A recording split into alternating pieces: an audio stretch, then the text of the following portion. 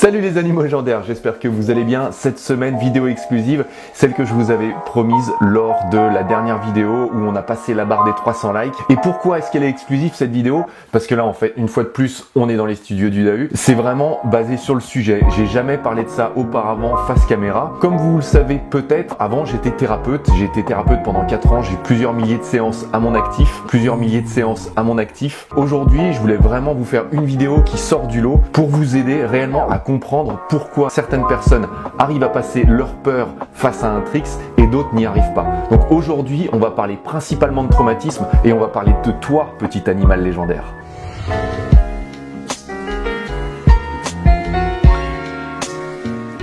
Aujourd'hui, il y a 3 facteurs qui différencient des autres animaux légendaires. Tout d'abord, ton éducation, ton chemin de vie, c'est-à-dire depuis que tu es né jusqu'à aujourd'hui, et ensuite ta personnalité, ce qui fait que tu es unique aujourd'hui. Basé là-dessus, l'animal légendaire que tu es va être plus ou moins enclin à prendre des risques dans la vie, voire même à prendre des risques sur l'eau. Tout d'abord, concernant ton éducation, si tes parents dans ta jeunesse t'ont dit fais attention à ci, fais attention à ça, tu vas te blesser, etc., etc., ou si encore ils ne sont pas forcément sportifs pour dessous et que toi tu avais plutôt, tu sais, à l'intérieur quelque chose qui pousse vers l'extérieur te donnant envie d'aller faire du sport, tout ça va te freiner dans ton élan sportif, mais aussi dans tes prises de risques dans le sport en général.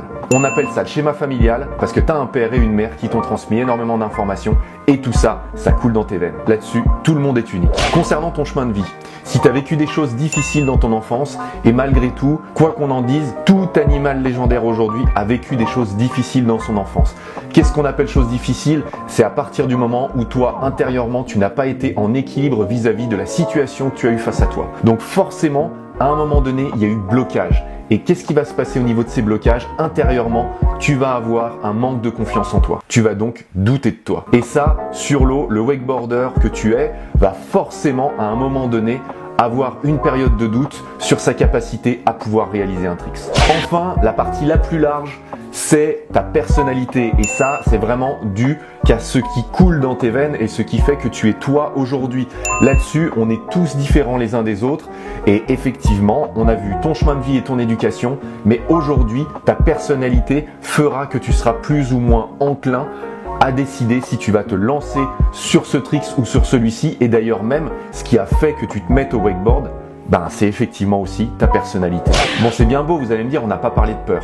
Et la peur, elle arrive juste après ces 3 étapes. Et comment ça? Elles refont surface lors des phases d'apprentissage.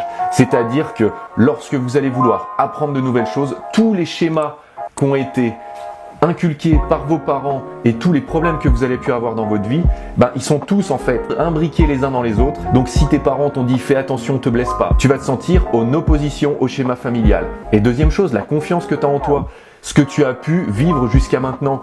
Si tu n'as pas complètement confiance en toi, tu n'arriveras pas à réaliser le tricks que tu veux faire. Et enfin, quels sont tes objectifs? Ça a à voir avec ta personnalité. Tes objectifs sont plus importants que le reste que tu peux vivre dans ta vie. Forcément, tu vas rentrer des tricks plus facilement qu'une autre personne. Et c'est là où tout ce que je viens de vous dire, vous me dites ouais c'est top, maintenant comment on fait pour pouvoir y arriver? Donc voilà les 7 étapes qui vont vous permettre de passer au-delà de vos peurs. Et surtout, écoutez-les bien parce que c'est des étapes qui sont importantes dans une vie. Cela ne s'applique pas forcément qu'au wakeboard, mais j'ai fait exprès de vous le mettre à la sauce wakeboard. Donc là, on est vraiment dans une étape de préparation mentale.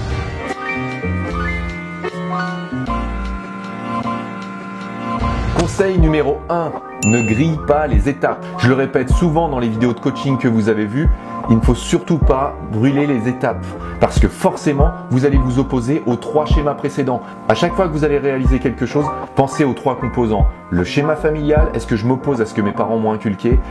La confiance en vous, est-ce que vous avez assez confiance pour rentrer le tricks que vous allez réaliser peut-être pour la première fois? Et dernière chose, est-ce que vous avez la motivation pour y arriver? Deuxième conseil, sois honnête avec tes capacités. Travaille les tricks en les décortiquant un à un. Travaille d'abord sur l'eau, puis ensuite travaille-le sur kicker, puis ensuite travaille correctement en l'air. Tu peux t'entraîner au sol, tu peux décortiquer tous les tricks pour y arriver. Ça te permettra d'avoir une meilleure visualisation de ton tricks. Troisième conseil, super important celui-ci, reste humble. Si tu as réussi, félicitations. Par contre, dis-toi que la route elle est encore longue.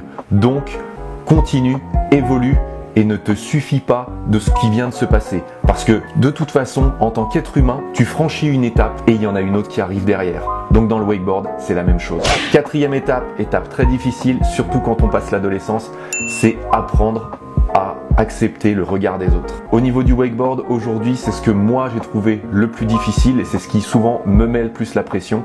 C'est lorsqu'on est sur le ponton et qu'on sait qu'il y a des gens qui nous regardent et qu'on doit réaliser quelque chose. C'est souvent là que les compétiteurs sont bons ou mauvais en compétition. Parce que le regard des autres fait que tu pourras dépenser 10 fois plus d'énergie que si normalement tu étais concentré sur ton tricks. L'énergie va là où la pensée va. C'est-à-dire que lorsque tu penses que tu dois bien passer ton palonnier et que tu vas y mettre toute ton énergie là-dedans. Par contre, si tu penses qu'on est en train de te regarder, ton palonnier, il n'aura pas l'énergie nécessaire pour pouvoir être passé dans le mur. Cinquième étape est celle que je prône le plus au sein de la Daiwake Family. Apprends à partager tes connaissances. Tu as une mine d'or en toi et ça, le plus important est de pouvoir la partager avec les autres. Pourquoi? Parce que tu as ta manière à toi de réaliser ton tricks. Moi, je le réaliserai peut-être pas comme ça, un autre le réaliserait peut-être pas comme ça. Donc aujourd'hui, tu dois apporter ta pierre à l'édifice. Partage tes connaissances, montre ce que tu sais, même si tu ne sais pas tout, en tout cas, tu peux conseiller une personne qui accepte de recevoir ton message. Sixième point important, apprends à avoir confiance en toi. Et là, vous allez me dire, ouais, mais c'est super compliqué. Alors, je vais vous expliquer un truc au niveau de la confiance en soi. La confiance en soi, elle est relative.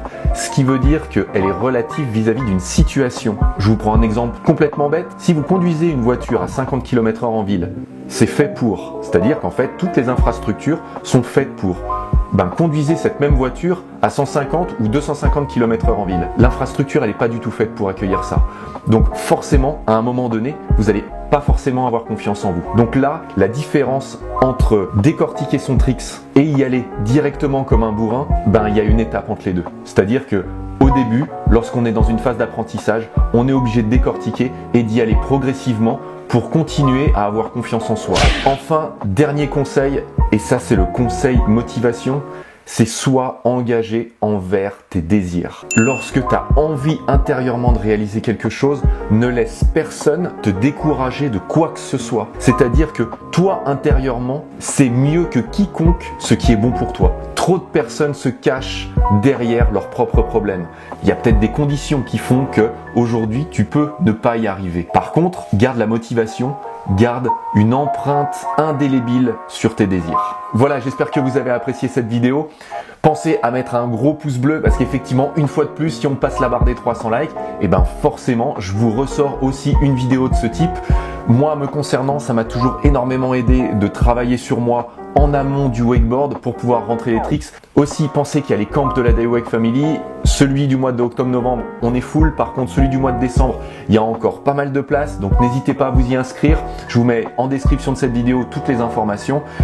Tout ce que je vous ai dit là, on pourra aussi en reparler là-bas. Et puis moi, je vous dis merci à tous de votre engagement. Merci à tous de m'avoir suivi. Et à très bientôt dans une prochaine vidéo. Allez, ciao les animaux légendaires!